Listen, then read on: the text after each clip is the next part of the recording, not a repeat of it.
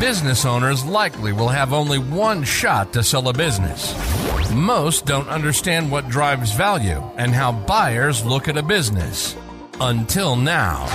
Welcome to the How to Sell a Business podcast, where every week we talk to the subject matter experts, advisors, and those around the deal table about how to sell at maximum value. Every business will go to sell one day. It's only a matter of when. We're glad you're here. The podcast starts now. On today's episode, I had the opportunity to visit with Tamer Shoukry. And Tamer is a business broker out of Ohio, and his claim to fame is Mr. Wireless. And the funny thing that I didn't realize, and it's funny, during our interview, I was thinking I was talking about wireless stores. And what I didn't realize is just how deep that business goes. And what I'm saying is the resale market. I didn't realize, I'm thinking we're talking about new cell phone sales and products and services, but it was so much more than that. So it was a fascinating interview, and I'm certain that you will sit there and never look at another wireless store without going, wow, I had no idea. So my point is, it's a good one. And so I hope you enjoyed my conversation with Tamer Shoukry. I'm your host, Ed Meisegland. On this podcast, I interview buyers, sellers, deal makers, and other professional advisors about what creates value in a business, and then how can that business be effectively sold for a premium value. On today's show, like I indicated in my introduction, I'm really excited about Tamer Shoukry of who's known as Mr. Wireless, and so you can imagine, to get that moniker, that is a real special person. And this industry is not quite what you might think. You think of it as a retail operation, but it really is so much more than that. So, Tamer, welcome. Oh, thank you, Ed. Thank you so much for having me today. I really appreciate that. Well, I didn't do your practice justice. So I was hoping that maybe you could talk a little bit about the work that you're doing, and just your practice and where your specialty. Awesome. Well, in 2006, I started working for this nationwide distributor for wireless products, and basically what they did, they made me travel city to city, state to state, especially Indiana, to sell their product, which was Boost Mobile and Page Plus. And I had to go and flourish the markets. The market would not be familiar with these products, so I would move in. I will spend weeks there until everybody starts selling this product. Other retailers will start pushing the products. And that gave me a very, very strong stronghold when it comes to networking with small business owners who own retail shops, corner shops, gas stations, all these mom and shop businesses and bigger size retailers, to introduce the products to them. I spent 3 years there, and then I decided to start my own distribution company. That was in 2009. I became the master dealer for Boost Mobile and #1 distributor in the Midwest. So we grew up from there, and then I started selling devices in bulk to small carriers. So smaller carriers will buy 5,000, 10,000, 20,000 devices per month. So I focused on this side of the business. Later on in 2012, I started the first repair store in my area in Dublin, Hilliard, Ohio. And after 1 year, I started a cell phone repair school in Houston, Texas. And after that, I came back to Ohio. After 3 years, I came back to Ohio, and I started a little wireless software company that serves cell phone stores. So I have a very good existence in the wireless industry in the country and overseas. I would say. So I guess the first place I would want to start, and I know this is a big ask, but what's the overview of the industry? Because like we were talking about before we got started, I mean, it's not necessarily what everybody thinks, that it's just a retail operation. So can you kind of give me a little bit of an overview on that? Sure. Yeah. The cell phone service or the telecom service is part of the infrastructure of any country, and everybody's using the service. Any business, any field, medical, industrial, science, education, everybody's using the wireless industry. And when it comes like this, you find yourself in a situation there's always high demand on these kind of services, and there's not enough people providing the service. You can imagine. Now, how is that? How is that true? I mean, how does that work? That there's not enough. What you were saying was that there's not enough people providing the service. I mean, well, what does that mean? If you look at the country here, we have mainly like 3-4 major carriers. You know them, and they're providing the airtime. And then you have the dealers or retailers who are working under them providing the service. And then you have the repair shops that do repairs for the devices when they have any problems or issues. And then you have companies that producing the devices, Apple, Samsung, whatever. So there is always high demand, and there is not enough devices. I don't think there's enough devices in the market. Really? Yes. Huh. I'll be dipped. That was what caught my ear. I'm like, wow, there's not enough devices in the market. That seems that's and as large as this market is, that's a staggering statement. But you would know. So okay, so we have the market now, and I guess when you think of a wireless operation. When you were talking a little bit about your practice, you were not only talking about retail operations, but you were also talking about in truck stops, gas stations, things like that, where those are respective profit centers. So, I mean, tell me what does that look like? The mechanics of that. I know from a retail store, but does the retail store then go and sell to the truck stop, or is there some other operation that has the cornerstone on the that type of business? You know what I mean? Very, very good question, because this industry is not stable. It's changing every other year. It's changing dramatically. So back in the days when I started, we used to sell corner stores. We used to sell in barber shops. We used to sell the device activated already with airtime. So you just turn on the phone and it has minutes and you can start talking and texting. But now all these venues start shrinking, but we have something newer. We have the repair shops. The repair shop will be, independent, will be providing services like fixing devices, activating new lines, and doing more than that, becoming with the high price of the devices now, it become more like a car dealership. And this is the real value in the business. When you buy broken phones, fix them, and resell them, huge margin.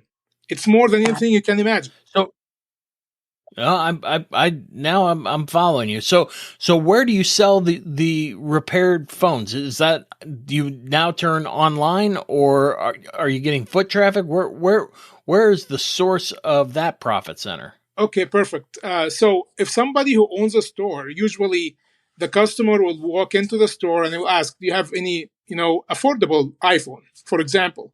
I do want to pay the full price. I said, okay, I have this model, I have that model. It usually sometimes will be like 30% off, 50% off from buying a brand new one. So he would sell these, or he would sell them online, or he would export all the devices overseas for higher margin. I get it. So how do you? Yeah, go ahead. I'm sorry. So you have some company that is selling, let's say, 100 phones a month, and some other companies selling 20,000, 50,000 phones a month. You have this size, and you have that bigger size. Sure. So what's a good size as far as revenue goes? What's a reasonable operation? I mean, is that a $500,000 revenue store? Is that or is that a $5 million revenue store? Usually the retail shops will range between 50, independent one, the repair shops, they would be between 50 to mil. Some of them can reach mil, especially if you're in a busy city like New York, you can reach this number. Yeah. The other bigger size companies, they do not do retail. They do not face the end user. They would collect the devices, repair them, and then send them overseas for higher prices.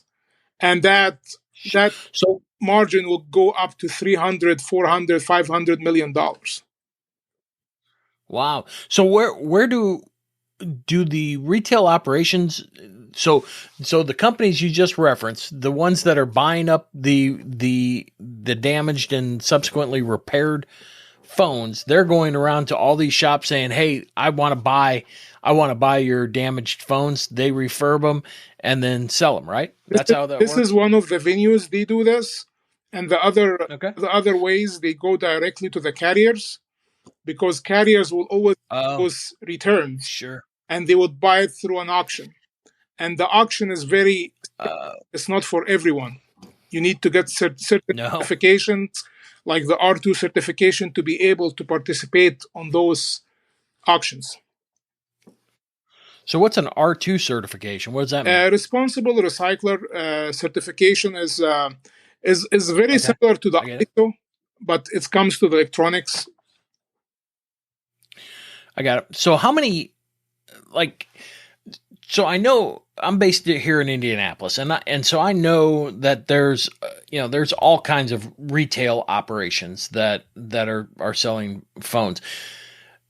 So that's easy. But what about the folks that you just mentioned, the ones that are approved by the vendor to collect the phones? I mean, is that a big market? I mean, is there 5 people or 50 people that are buying up these phones? No. I would say the certified companies would be around maybe 30 certified. It's not a big number. I can tell you the names of the owners of each company very easy, because they don't change that much. They don't go out of business that quickly.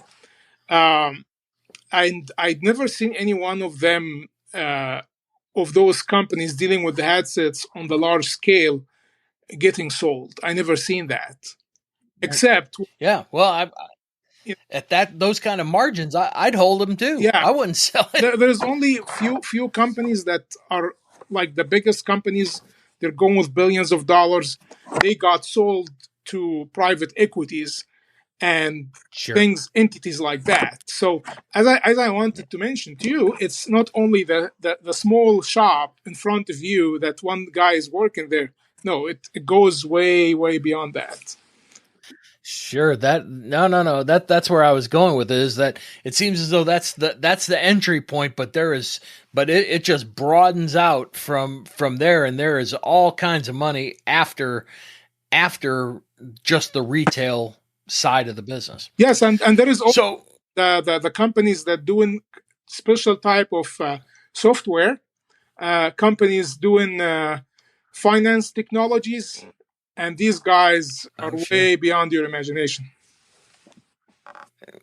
Well, circling back to the retail, I've always wanted to know how they make money. I mean, I know we've been focusing on, look, we're taking, damaged phones and we're reselling them. Okay. So that's a little bit of a profit center, but it would appear that the real profit is the guy that's buying it, not necessarily the guy that's selling the damaged phone. So they're getting a little bit of a hit, but it's downstream that they're making all the money. So when I look at the retail operation, where are my profit centers? I know probably, cases and things like that, but where else? Where am I looking at? when you go and you pay your bill, the monthly bill, Mm-hmm. this is a profit. This is profit. You get a margin. You get a small percentage, but by the time you will have more people come to your store and doing the payments that can pay your rent. For example, it can be like $2,000, $3,000. When you are doing the repairs, you charge at least $50 up to $100 per device. So there's another thing. The accessories is another thing. You make in the accessories, usually you can make up to 10 times your cost. So you buy a charger Really? for $2 and you sell it for $20. Wow. You buy a Okay. case for $5 and you sell it for $25. Yeah. Okay. So the locations, the ones that I see, like when I'm looking at these locations here in Indianapolis, it seems as though, I don't want to say they're in the lower income, but it does appear that there's a concentration in some of our in some of our lower income communities. I mean, there, conversely, where you would see like a Verizon, not necessarily down in those same areas. Is that true or not? Yes. Usually, the lower income areas where you make most of the money.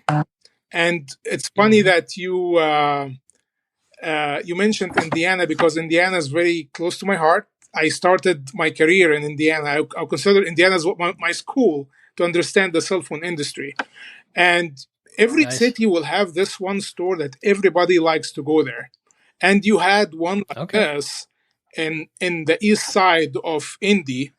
And the store was amazing. People just, generation after generation, this is the spot. Everybody wants to go there. It's not the nicest part of the town, but you know what? Everybody just go there. Great service. No, I know what you're talking about. Yeah, but when it comes to the stores owned by the carriers, they usually go for the nicer areas. They usually go for prime locations. And the individuals do not like to open next to them because you cannot compete with the carrier. The carrier can hire the best executives, nicest looking salespeople, the best devices. It's not going to affect them. But if you're an individual business owner, you're trying to, you cannot compete. You cannot compete. You want to be integrating with that company. Well, that was where I was heading next. Is like, how does a company like this compete when you're looking at online? You're looking at Best Buy. You're looking at where else can you activate Amazon. In some of the bigger box store. How does the mom and pop shop compete against something like that? I'm gonna tell you a fact. It's funny. People, when you go to one of the big boxes, you don't get the service. You can grab the device, but no one is gonna talk to you about it. One is gonna explain the plan. No one is gonna tell you this is the most suitable plan for you. And if you have a problem, guess what? Nobody's gonna be able to answer your question. This is why they go to the repair shop to do the activation, to ask questions and fix problems. And the same thing goes to the bigger carriers. They don't have this technicality to sort issues with the device itself. Yeah, I follow that, and I think one of the biggest challenges that I see, and we've tinkered around with a couple of them, has to do with repair. And I know you alluded to this just a minute ago, that there was, that there's a lot of profit baked into the repairs. And so I have some children that have broken, phones and iPads and so on and so forth. So I am well aware of the cost to repair it. But one of the things that we continue to see is the difficulty in finding and then retaining help, especially with that. It's what you can. I think it's fairly, you can be easily trained on selling and understanding the product and the needs of the consumer, but a technician that's a different animal. So how do I find them? How do I retain them? When it comes to technicians, this is the rarest type of employee you can ever find. Very hard. Yeah. No, I'm with you. And usually, if I'm new in town, I don't know everybody in town already. I would go to Google them, and they said phone repair, and these guys they would spend a lot of money just advertising online. So when it comes to Google Map, MapQuest, whatever, it will show you he's there. He's there. You always there is no single town, big town in the whole country without 2, 3, 5 stores doing repairs now. If you ask me, Sure. back when I started my first store, I was the only one in my whole town in Dublin and Hilliard area. So now it's different. They're Well, competing this, very well. Yeah. yeah. Well, and now you've got the major repair franchises, cell phone repair, and I think there's CPR. 2 or 3 others. CPR. Yeah, it's funny because these guys, they are not franchise really. It's something I don't know how to explain it. The company used to be a franchise. CPR used to be a franchise, right? and then they went to every individual store, and they convinced them to change their sign and become under them. So Really, it's Mike Repair, and everybody likes Mike. They will come to you and tell you, "Come join us. You will have certain kinds of benefits." And I get it. I know the guy who started the CPR. He's a friend of mine. I can say that. But when the company got sold a couple of times, now corporate is really separated from the store owners. Sure. So No, I happens. can call it franchise, really. Yeah. No. I get it. So, but circling back to the retention of the technician, I mean, is that just an economic thing, or is there any other way to induce that type of person to stay with the company? Because if I'm looking at it as a buyer, I'm sitting here going, all right, that I got to figure out how I'm going to keep this guy, because just what you just said is that the other shops are looking for a repair guy, and my guy probably has a target on his back. You know what I mean? True. This is a very important point. And from my experience, the best thing is to be generous to your technician. And, you always have to have 2 or 3 of them. You can't just depend on one. Yeah. No, that's true. Once you have one technician, you hire somebody to be trained under him, just in case something happened. He got sick, he had to travel, he got married, he got divorced, whatever. You always have a backup. Sure. You always have a backup. Somebody will get in and finish all the repairs. When I had my store, I had 3. I had 3 all the time. So because if somebody got sick, we get heavy loads of repairs coming in. I'm always have enough people to do the repairs. I get you. So moving to financials. So are there various metrics or benchmarks that I could say, if I have a 10% net profit margin, I'm doing great. If I have a 50% gross profit margin, I'm doing great. Are there any ways to quickly look at a business and say, yeah, you know what, that's a good target for me? I would usually go and see how many repairs they do per month. I would see how many phones they sell per month. From my side, from my experience, I prefer the stores that sells more devices than the stores that repair more devices, because the biggest goal for you is to have the biggest sales. You need to sell more devices. Sure.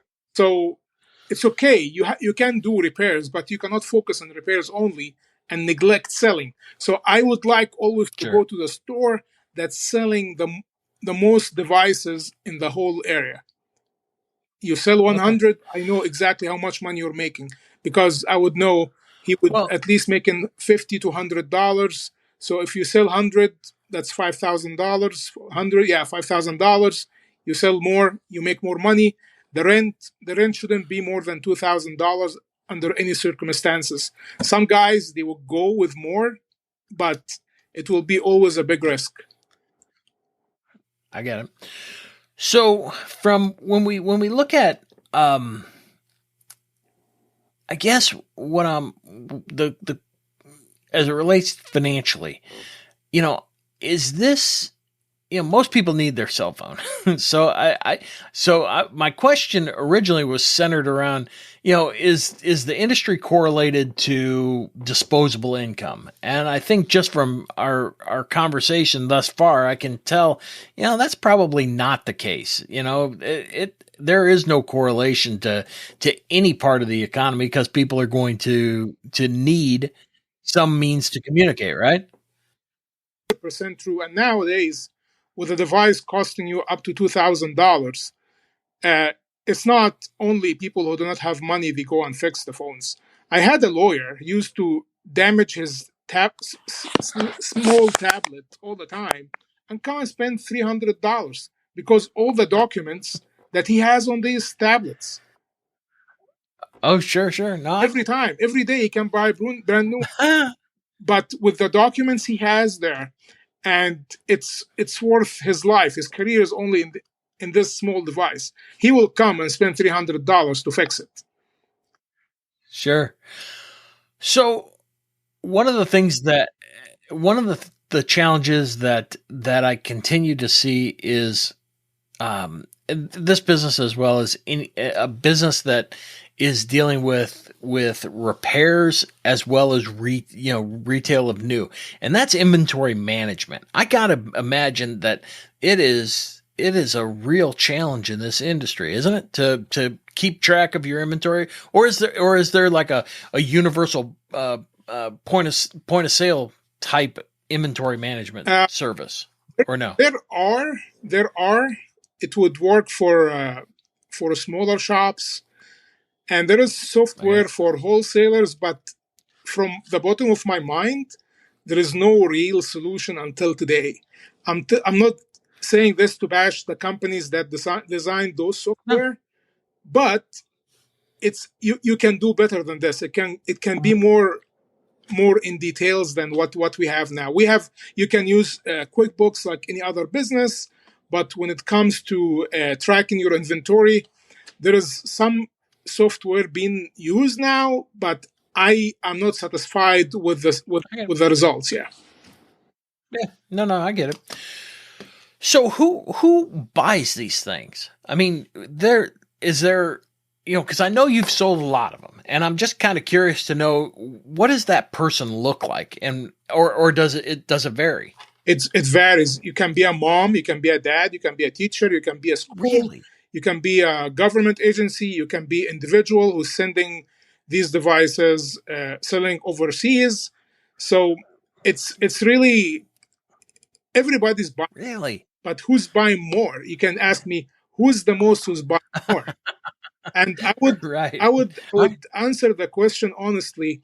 If you have any market with lots of immigrants, they would buy these devices more than anybody else because their relatives back home in their countries, they're gonna ask them, we need devices, we need iPhones, we need Samsung, we need this. And there is no place in the whole earth is cheaper than the US when it comes to devices. So the demand is crazy high.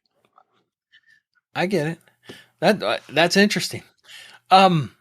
So I mean, do multiples vary in this? Market multiples, do they vary in the industry, or are they? Is it stay fairly consistent? No, because I gotta imagine that the risk remains the same. So I would assume the multiple is fairly consistent, or no? I would say it's different between cities, because if you're in New York, it's not the same thing if you are in Kansas or Arkansas. You have less people, so your ability to sell devices is less than if you are in a bigger city. So multiples increase based on the the density of the population Of in course. the area. I get it. Of course. Okay. No, that makes sense. So as we talk about selling these things, is it a normal lending environment? I mean, it's just based on cash flow and it works, or is there a special way that these things get financed, given the inventory fluctuations and such? I would assume it's just like any other business. If it can support the cash flow, you're in business. Well, or is that not the I case? would say the biggest chunk of the business done cash, upfront, but newly, and I was involved one of those companies that provides a tool for financing for the independent store owners. So Nice. the software will go and check the background of the person who's buying the device. It will give you colors. Red, don't give him the device. Yeah, it's up to you. And green, go ahead and you can sell him. You can trust him. He has a good credit background, and he has the ability financially to give you the payment over every week, $50, $20, whatever you agree on. But I would say the cash is the biggest chunk of what's happening here. Everybody just go and pay up front. The financing comes from the bigger companies. If you go and buy from Apple, the brand new expensive devices, they have their own financing and they make it easy. Okay. But as far as buying the company, I mean, is it just like any other SBA lender, or because you know what I mean? From that standpoint, it seems that this is just based on cash flow. I would assume you're based on what we're talking about. I would imagine my cash flow to revenue ratio has to be 20-25%. That makes, that's a, 2.5, 3 multiple, which then takes me, as I look at it, to a bank. I mean, that's plenty of cash flow to support, some reasonable debt, right? Or is that, what I'm trying to establish is the risk associated with, if I'm a lender, where is my risk in loaning that money aside from the borrower, him or herself? You know what I mean? I'll tell you something. When it comes to small businesses like individual stores, I never got any lender involved. Just usually cash. But when we're talking about bigger companies, the multiple $1 million, then it's a totally different story. So, but if I come to, in some of the lower income areas, who's buying? Or I guess you had already indicated that, the buyer pool tends to be, competition. Yeah. So there is consolidation. So they understand it. But as individual buyers, if that's so seller financing, I guess we're looking at, because I'm sitting here going, all right, so let's just say it's $200,000. Would you risk $200,000 to buy this business that a lot of which is cash? You know what I mean? It's almost like a food and beverage business where, you can't, and to me, this seems harder to track my cash, or no? True. This is why I mentioned that most of the buyers will be people from the industry itself. He can be somebody from outside this certain city or town. It can be the guy next door who always wanted to eliminate the competition. He would say, okay, I'll buy it. I'll take this place. And usually it goes cash. They pay everything cash. Okay. If they have, terms that between the buyer and seller, and I do not recommend that at all, because the consequences might, escalate to a direction. Sure. No, that's great advice. I like I said, I didn't anticipate that coming out of your mouth, but I mean, it totally makes sense. So since we're bumping up on time, the last question I ask every single guest, and you being the expert in the industry, what's the one piece of advice that you would give, I guess, business owners in the wireless retail or the wireless industry? What piece of advice would you give them that would have the greatest impact on their value and their ability to sell? Do not buy a business based on your emotions. Never. Okay. So you have to always follow. So that's the buyer. Yes. So what about the seller? So how's the seller? What does the seller need to do in order to make this business saleable? Your business has more value than what you think. Your business has more value than you think. So how do I get that out? Because I'm certain there's plenty of sellers that just heard that and say, "Tell me more. How do I get more money out of my business?" Hire a broker like me, and I will go to your finances, and I will make sure to represent your business in a better way than if you try to represent by yourself. Okay. Based on numbers, facts. Yeah, I got it. So the quality of your financial statements, even though you've got a bunch of cash that is flowing in and out of the business, that will determine whether or not you're going to be able to sell at a premium value. Yes. Perfect. So Tamer, what's the best way we can connect with you, and how can people find you? You can search my name on Google, or you can find me on Facebook at Tamer Shoukry. You can find me on Instagram as Cell Phone in Bulk, or you can call me at 614-226-2723. Okay. Well, Tamer, I got to tell you, I didn't know what to expect out of this. I've always wanted to talk. I've always seen it. I've always heard that the business was lucrative. I just had no idea that there was so much more to it than just a storefront. So thanks for the education. I'm certain everybody's kind of in the same camp with me of like, wow, what a crazy business. And boy, that might be a nice little business for me to buy. So thanks for coming on and telling us all about that. You're welcome, Ed. Thank you so much for inviting me. Thank you for joining us today on the How to Sell Your Business podcast. If you want more episodes packed with strategies to help sell your business for the maximum value, visit howtosellabusinesspodcast.com for tips and best practices to make your exit life-changing. Better yet, subscribe now so you never miss future episodes. This program is copyrighted by MISO Inc. All rights reserved.